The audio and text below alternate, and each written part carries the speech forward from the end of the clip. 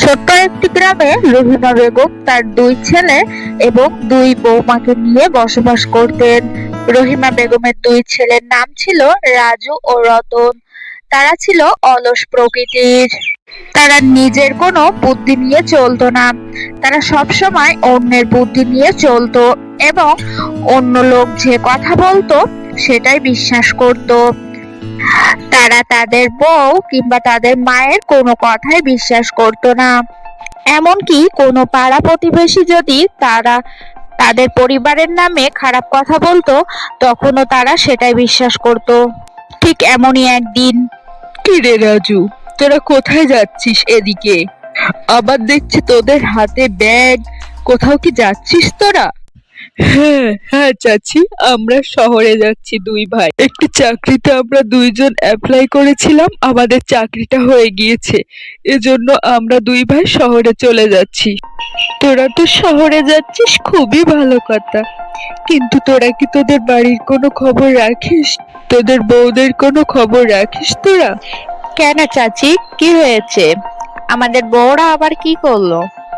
তুমি কি কিছু করতে দেখেছো তাদের? ছি ছি ছি ছি ছি, এসব কথা মুখেও আনা যায় না। ছি, কি করে যে আমি তোদের সাথে এসব কথা বলবো আমি নিজেই বুঝতে পারছি না। আমার নিজেরই লজ্জা লাগছে। ছি ছি ছি ছি ছি। কেন কেন চাচ্ছি, কি হয়েছে? তুমি আমাদের কাছে কিছু লুকিও না, সবকিছু খুলে বলো আমাদের। কারণ আমরা দুই ভাই তো শহরে চলে যাচ্ছি চাকরির জন্য, আমাদেরকে জানা দরকার। আমাদের কাছে কিছু লুকিও না চাচি, কি হয়েছে সেটা আমাদেরকে খুলে বলো। তোদের দুই ভাইয়ের দুই বউ, ওই যে ওই পাড়ার সাগর তুফান আছে না, ওদের সাথে সব সময় হাসি ঠাট্টায় মেতে থাকে। একই চাচি, তুমি শেষ পর্যন্ত আমাদের বউদের নামে আমাদের সাথে মিথ্যা কথা বলছো। আমরা এটা কিন্তু তোমার কাছ থেকে একদমই আশা করিনি চাচি। আমি জানতাম তোরা আমার কথা বিশ্বাস করবি না, এজন্যই তো সাথে করে প্রমাণ নিয়ে এসেছি।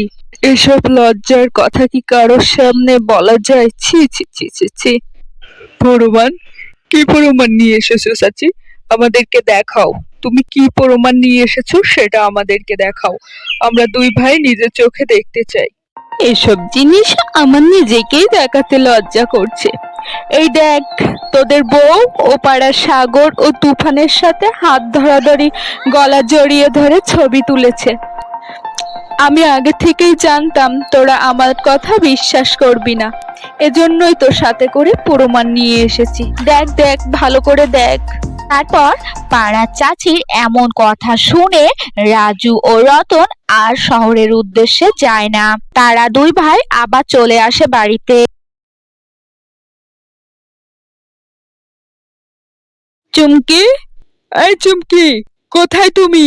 বাইরে এসো। টম্পা, টুম্পা কোথায় তুমি? এক্ষুনি বাইরে এসো। মা, মা, তোমরা সবাই কোথায়? এক্ষুনি তোমরা বাহিরে এসো। কি কি কি হয়েছে? তোমরা তো এইমাত্রই বাইরে গেলে, আবার এক্ষুনি চলে আসলে। কিছু হয়েছে তোমাদের? তোমরা তো মাত্রই শহরের উদ্দেশ্যে বাইর হইলে। তোমরা তো মাত্রই শহরের উদ্দেশ্যে বাইর হইলে, তোমাদের কিছু হয়েছে? এত তাড়াতাড়ি বাড়ি ফিরে আসলে যে? বদমাস মেয়ে কোথাকার, বেয়াদব মেয়ে! তোমরা এসব প্রেম প্রীতি করবা বলে আমাদেরকে শহরে পাঠিয়ে দিচ্ছিলে? তোমরা ভেবেছিলেটা কি আমরা কিছু জানতে পারবো না? তোমরা কি ভেবেছিলে তোমরা লুকিয়ে লুকিয়ে এসব করবে আর আমাদের কানে একবারও আসবে না? এই কারণে আমাদের দুই ভাইকে তোমরা শহরে পাঠিয়ে দিচ্ছিলে? ছি ছি ছি ছি ছি, তোমাদের কাছ থেকে আমরা এটা কখনোই আশা করিনি। এসব তোরা কি বলছিস বাবারা? বৌমারা কি করেছে? আর তোরা কি আবার পরের কথায় কান দিচ্ছিস? আমার বৌমা, আমিই তো জানি ওরা কেমন। আসলে লোকেরা তোদের ভালো দেখতে পারছে না, তারা সহ্য করতে পারছে না তোদের ঘরে এমন ভালো বউ দেখে। এজন্যই তোদের সংসার ভাঙার জন্য তোদের কানে কুকথা আকথা লাগাচ্ছে।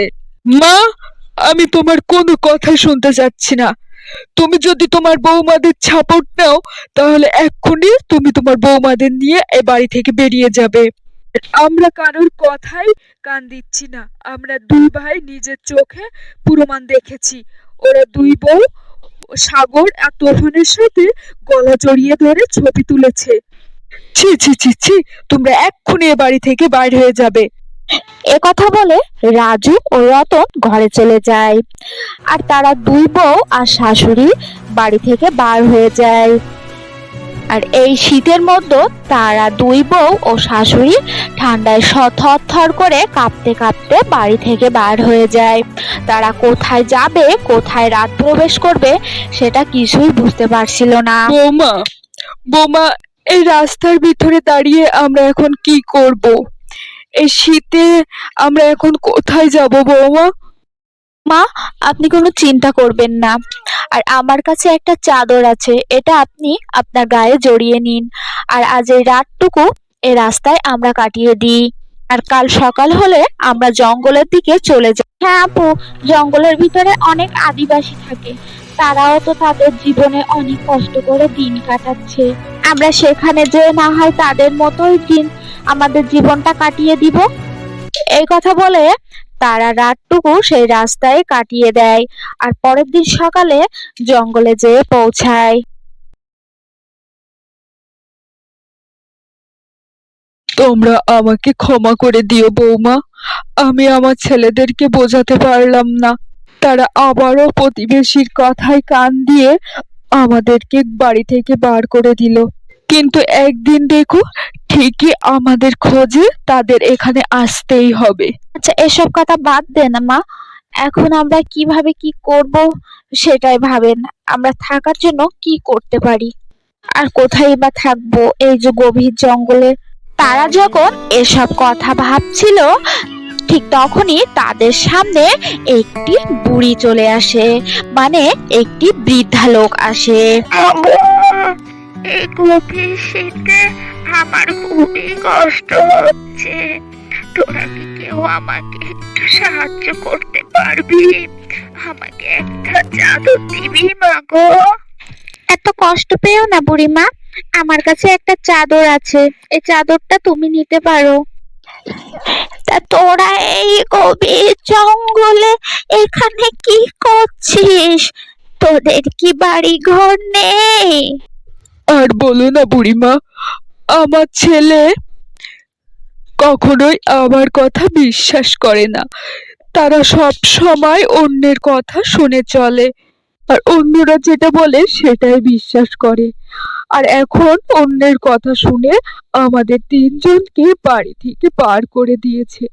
এখন আমরা কোথায় যাব, কোথায় থাকবো আমরা নিজেরাই জানি না বুড়িমা। ঠিক তখনই বুড়ি একটি পরীতে পরিণত হয়, কারণ ওটা কোনো সাধারণ বৃদ্ধা ছিল না, ওটা ছিল একটি পরী। এটা দেখে দুই বৌমা এবং শাশুড়ি খুবই অবাক হয়ে যায়। আমি তোদের সব কথাই জানি, তবে তোদের মনটা অনেক ভালো, তোরা কোনো চিন্তা করিস না। আমি তোদেরকে একটি ঘাসের বাড়ি উপহার দেব, যেটার ভিতরে তোরা তোদের প্রয়োজনীয় সব জিনিসই পেয়ে যাবি। ঘরের ভিতরে তোরা যেটাই চাবি সেটাই পাবি। এ কথা বলে পরী জাদু করে তাদেরকে গভীর জঙ্গলের ভিতরে একটি ঘাসের বাড়ি উপহার দেয়। তোমাকে অনেক ধন্যবাদ পরী, আমাদেরকে সাহায্য করার জন্য। আমরা খুবই অসহায় হয়ে পড়েছিলাম যে আমরা এখন কি করব, কোথায় আশ্রয় নেব।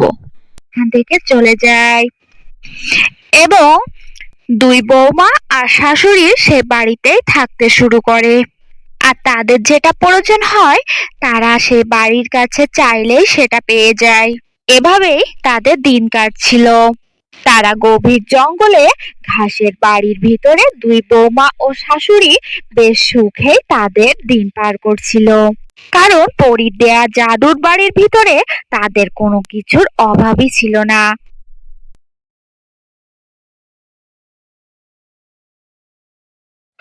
আমাকে ক্ষমা করে দে রহিমা বেগম, আমি খুব অন্যায় করেছি, আমি খুব ভুল করেছি। আর আজ আমার ভুলের সাজা ওপরওয়ালা আমাকে দিয়েছে। আজ আমার মেয়েকে আমার জামাই ঘর থেকে বার করে দিয়েছে রহিমা বেগম।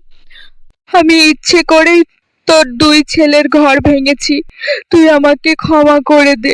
বৌমারা, তোমরা আমাকে ক্ষমা করে দাও। আমি অনেক বড় ভুল করে ফেলেছি, আর এই ভুলের সাজাও আমি আজ পেয়েছি। আমি বুঝতে পেরেছি অন্যর ঘর ভাঙতে গেলে নিজের ঘরও ভেঙে যায়। তোমরা আমাকে ক্ষমা করে দাও। এটা তুই কি বলছিস বুন্ডি? তুই আমার ছেলেদের সাথে এসব কথা বলেছিস, আজ আমার বৌমাদের ঘর ভেঙেছিস। তবে দেখ, এই গভীর জঙ্গলেও ওপরআল্লাহ আমাদেরকে সুখে রেখেছে, আমাদেরকে ভালোই রেখেছে। এসব কথা আমাদের সাথে না, তুমি বাসায় যে আমাদের বড়দের সাথে বলো। তুমি বাসায় যে আমাদের বড়দের সাথে সব সত্যি কথাগুলো খুলে বলো। তারপরে বন্ডি সেখান থেকে বাসায় এসে রহিমা বেগমের দুই ছেলে রাজু এবং রতনকে সব সত্য কথা বলে দেয়। আর এটা শুনে রাজু এবং রতন সে জঙ্গলে যেয়ে তার বউ এবং মাকে ফিরিয়ে নিয়ে আসে।